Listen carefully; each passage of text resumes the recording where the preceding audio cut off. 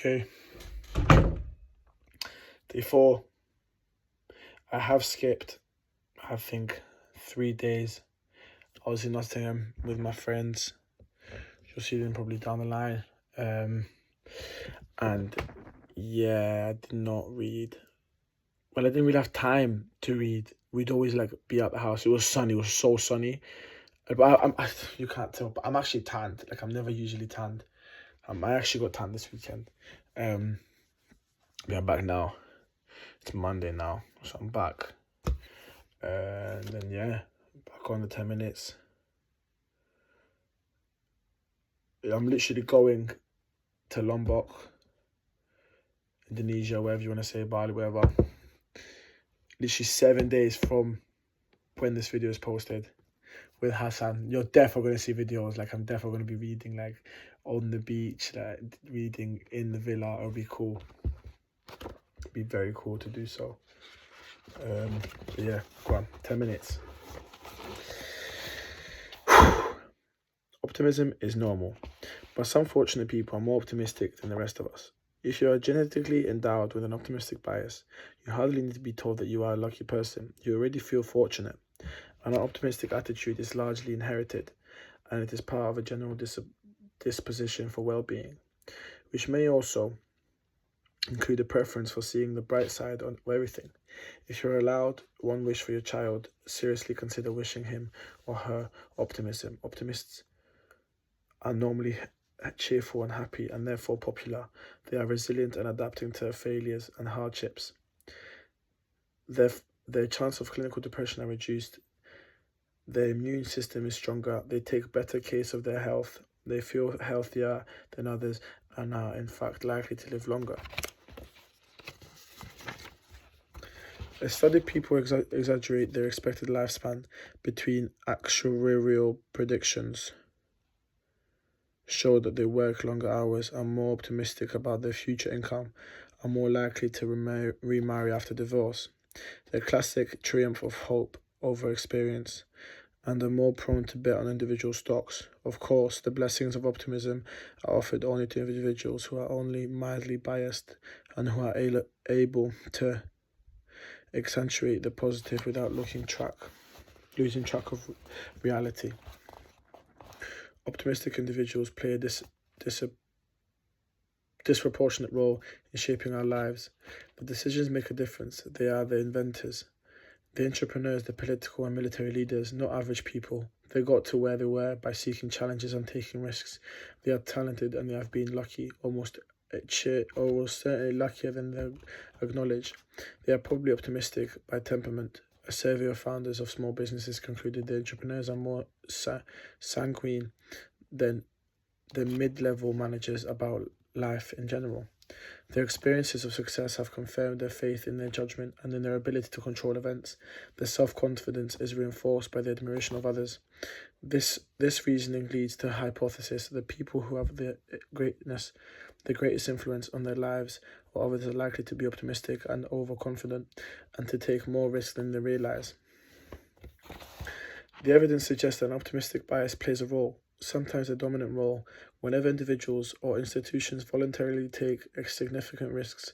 More often than not, risk takers underestimate the odds they face and do not invest in sufficient effort to find out what the odds are. Because they miss their risks, optimistic entrepreneurs often believe they are prudent, even when they are not. Their confidence in their future success sustains a positive mood that helps them obtain the resource from others, raise the morale of their employees, and enhance the prospects of prevailing. When action is needed, optimism, even if the mildly delusional variety, may be a good thing. Delusions. The chances that a small business will survive for 5 years in the United States are about 35%. But the individuals who open such businesses do not believe that the statistics apply to them. A survey found that American entrepreneurs tend to believe they are a promising line of business. The average estimate of the chances of success for any business like yours was 60%, almost double the true value. The bias was more glaring when people assessed the odds of their own venture. Fully 81% of the entrepreneurs put their personal odds of success at 7 out of 10 or higher, and 33% said their chance of failing was 0.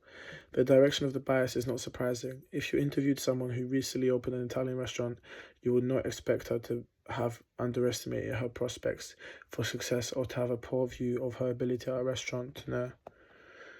But you must wonder, would she still have invested money and time if she had made a reasonable effort to learn the odds? Or if she learned the odds of 60% of new restaurants are out of business after 3 years, paid attention to them? The idea of adopting the outside view probably didn't occur to her. One of the benefits of an optimistic temperament is that it encourages persistence in the face of obstacles, but persistence can be costly. An impressive series of studies by Thomas Astabor sheds light on what happens when optimistic receives bad news. He drew data from a Canadian organisation, the Inventors Assistance Programme, which collects a small fee to provide inventors with an objective assessment of the commercial prospects of their idea. The evaluations rely on careful ratings on each invention on 37 criteria, including need for the product, cost of production, and estimated trend of demand. The analysis summarized the ratings by letter grade. When D and E predict failure, a prediction made for over 70% of the inventions they reviewed. The forecasts of failure were remarkably accurate. Only 5 of 411 projects that were given the lowest grade reached commercialization and none were successful. Discouraging news led about half of the inventors to quit after receiving a grade that unequivocally predicted failure. However, 47% of them continued development efforts, even after being told that their product was hopeless. And on average, these persistent or obstinate individuals doubled their initial losses before giving up. Significantly persistent after discouraging advice was relatively common among inventors, who had a high score on a personality measure of optimism, on which inventors generally scored higher than the general population. Overall, the return on private invention was small, lower than the return on private equity and on high-risk securities. More generally, the financial benefits of self-employment are mediocre. Given the same qualifications, people achieve higher average returns by selling their skills to employers than by setting out on their own. The evidence suggests that the optimism is widespread, stubborn, and costly. Psychologists have confirmed that most people genuinely believe that they are superior to most others on most desirable traits. They are willing to bet small amounts of money on those beliefs in the laboratory, in the market. Of course, beliefs in one's superiority have significant consequences. Leaders of large businesses sometimes make huge bets in inexpensive mergers and acquisitions, acting on the mistaken belief that they can manage the assets on another company better than its current owners do. The stock market commonly responds by downgrading the value of the acquiring firm, because experience has shown that efforts to integrate large firms fail more often than they succeed. The misguided acquisitions have been explained by a hybrid hypothesis. The executives of the acquiring firm are simply less competent than they think they are. The economists Ulrich Marmendia and Jeffrey Tate identified optimistic CEOs by the amount of company stock that they owed personally, and they observed that highly optimistic leaders took excessive risks. They assumed debt rather than issue equity, and were more likely than others to overpay for target companies and undertake value-destroying mergers. Remarkably, the stock of the acquiring company suffered substantially more in mergers if the CEO was overly optimistic by authors' measure. The stock market is apparently able to identify overconfident CEOs. The observation exonerates the CEO from one acquisition, even if it convicts them of another. The leaders of enterprises who make unsound bets do not do so because they are betting with each other people's money.